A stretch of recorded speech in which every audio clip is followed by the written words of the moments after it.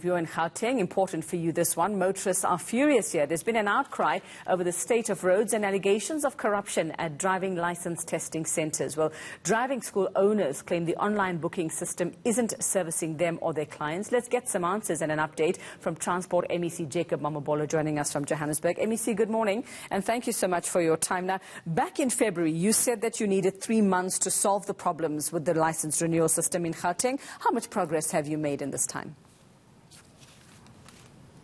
Well, firstly, good morning to you two and to all the viewers. We did make an announcement about a set of measures and interventions that we're going to put in place. But before that, let me just confirm that, yes, the eNATIS system, which is, the RTMC, Road Traffic Management Corporation, is the custodian of. It's used by all of us to make online bookings, and it's a national system. With respect to our province, we had announced that we wanted to do 4 things. The first one is to issue SMSs in advance to people who want to make bookings.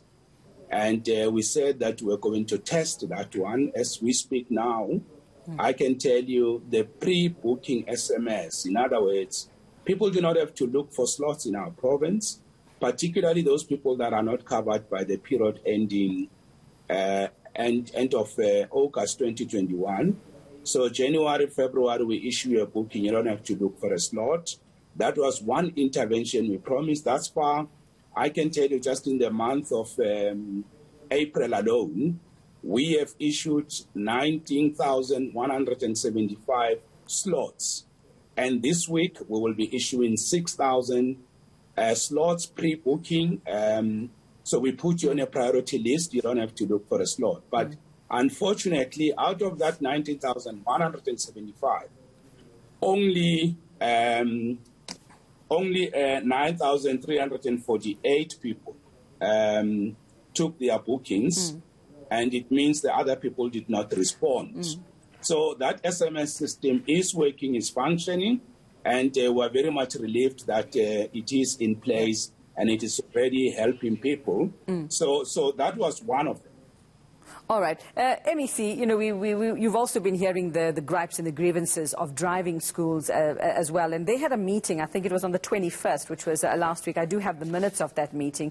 And they are just talking about just lots of unhappiness with the system, still saying in Mabopane, the driver's license testing center, they're saying that they don't think that the old system worked. And they're particularly talking about equipment and machines that are used. They say they don't want these new machines. They want the old ones back. Has that formed a part of your sort of investigations into what's going wrong? You speak of the SMS system, but what else needs to be changed, especially if you listen to the particular complaints coming from those who work on the ground there?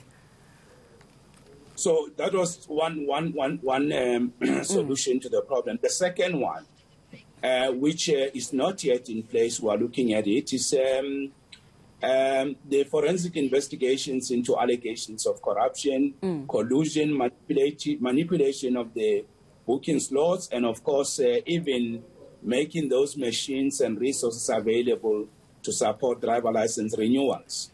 And to this extent, we are still in the process of finalizing the procurement of a forensic investigation, which will be the first of its kind, never done before. It will be for the first time. It is going to help us crack the allegations that part of the reason why people can't get slots is because of these issues of corruption. With respect to availability of machines, together with the RTMC, we have formed a partnership, and we are looking at that issue at the moment. I can say to you that the number of machines, equipment versus people, because it doesn't help to have equipment and you don't have people to operate them. That issue, we are actually attending to it. But as you know, in the previous months, when we were in a difficult lockdown period, we will have had to work with 50% capacity. You can't have full staff complement because of the risk of COVID-19. So that matter is receiving attention. The other issue that we are looking at is that, remember, Gauteng as the economic hub of the country, we have got a huge vehicle population, of course, applicants. We are servicing neighboring provinces. And to that extent, we have agreed that in each region, we are going to increase the number of DLTCs we have, at least by, we want to have 5 additional high-level DLTCs. We have spoken to Gautrain.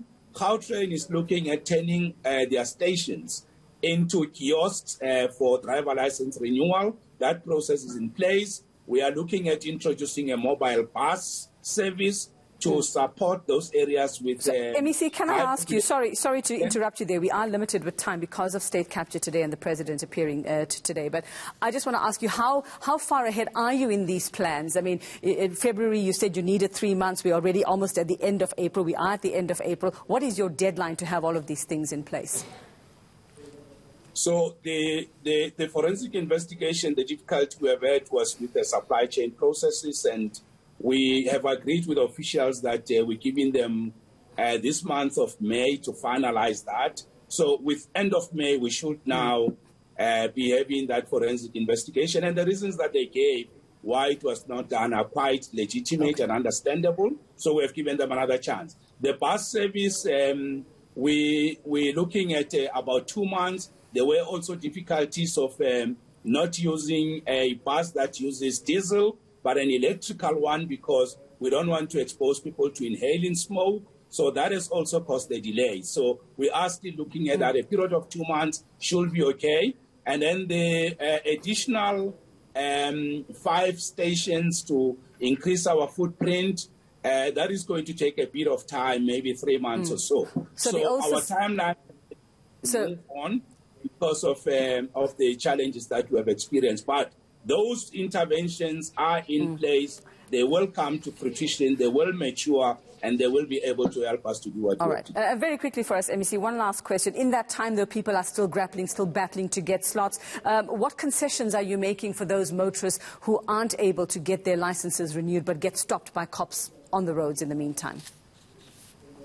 No, that question shouldn't arise because, remember, the people whose licenses expired between March last year and December, the pandemic time, protected of end of August, so there's no police or traffic cop that will stop you on the road. For those that's licenses expire January, February moving forward, those ones we are giving them slots, and most of them are not responding. That's why we have put adverts in the newspapers, on radio, urging them to renew their details, urging them to respond and take their slots. So to that extent, if a person say, I'm unable to get a slot, and they are outside the 2020 December period, that's January, February, and all the months, we need to be sure before they lodge a complaint, did they receive an SMS from us or not? Because every week we issue slots, the non-response is very high. So to that extent, the relief to people immediately is we are issuing slots every week.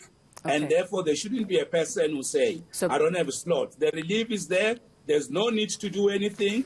People must renew their details with us. They must respond to their slot because the capacity is there. So, MEC, thanks very much. So the end of May is when things should be easing up, is when most of those measures should be in place. We'll check in with you around that time. Thanks for your time.